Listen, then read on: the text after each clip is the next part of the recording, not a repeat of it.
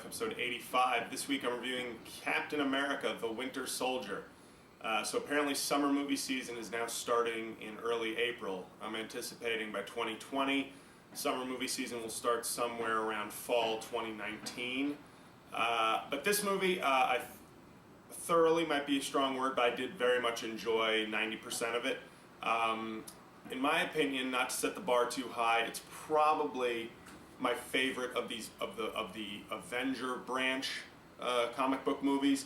Maybe Iron Man 1 I'd put ahead of it, and I know this isn't as popular, but I really enjoyed the Edward Norton Hulk version for whatever reason. Maybe just a large person full of rage just touched me on a personal level. But this is definitely up there. I liked it better than the Avengers, which I always thought was slightly overrated by all the comic book lovers out there. I mean, it was solid, but this one, the thing I'll say about it off the bat is it has an excellent plot. This feels like the first one of these movies where it's not an origin story, and it's not just some contrived, let's get everybody together sort of story. This had like a legitimate kind of spy thriller plot while featuring obviously a comic book character. That I appreciated a lot because it really works kind of as just a real movie. It's not The Dark Knight. Don't get on that horse shit because that pisses me off. I already got into one Facebook quasi argument over that. But Captain America, I don't know. Basically, there's a spy, an informant, whatever they call it, at S.H.I.E.L.D. You know, the agency that employs all these superheroes. And one thing I will say, after the Avengers, there's a big problem I have. Most of the plots of these movies could now be solved by the Hulk. If you saw the Avengers, which I assume you did, the Hulk solves everything according to these movies because brute strength is basically the thing that solves problems in these movies, and they have unlimited brute strength. I don't know why they don't just make a phone call to Hulk and say, get angry and get over here ASAP. It's kind of like Seinfeld plots, where like if you watch Seinfeld now, half of the show wouldn't exist if cell phones were in play, but they weren't. So now that the Hulk is in play, I keep going, hey Captain America, I know you're kind of getting your ass kicked by this guy.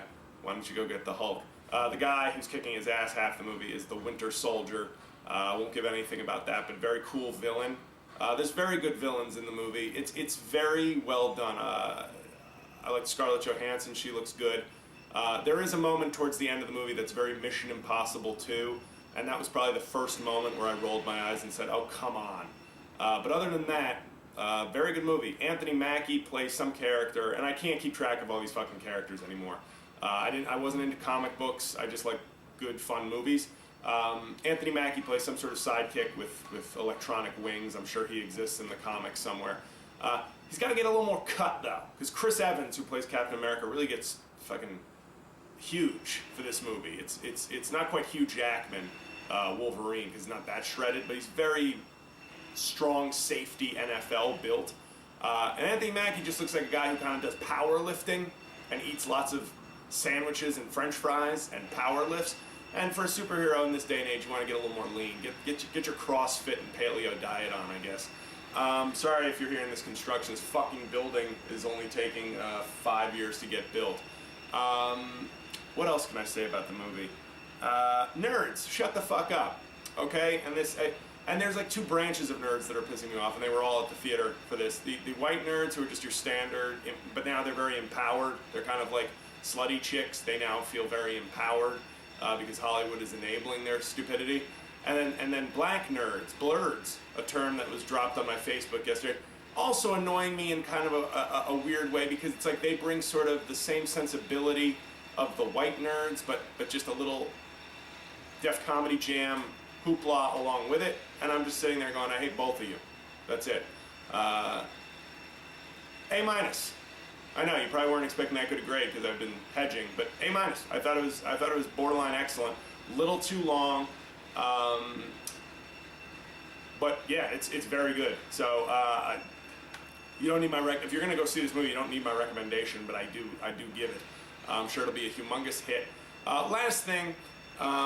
I'm also tired of those like post-film scenes. There's two of them. There's one right after the early closing credits and then a short one at the end of the entire credits, so stay for the rest of the movie, obviously. But they keep introducing characters, and like, you know, the 8 people who are in the know in the theater go, oh shit, oh yes, that's awesome. And I sat there going, I don't know who the fuck these people are. Who these? I feel like spoiling it for you fucking nerds. Something about twins. Don't know what that means, but I guess if you're a nerd watching this movie review and you love comic books, you're like, I can't believe he told me the twins are going to be in the next Avengers movie, but I guess they are. I don't know what that means. Maybe that's why I'm giving the movie an A-, because there was just too much nerd hoopla. But it's a very, very solid comic book movie. Better than the Avengers, right up there with the best of all these movies. So hopefully that wasn't too long a review. Next week, if I review something, it'll be Draft Day, the 5th attempt by Kevin Costner this year to be relevant.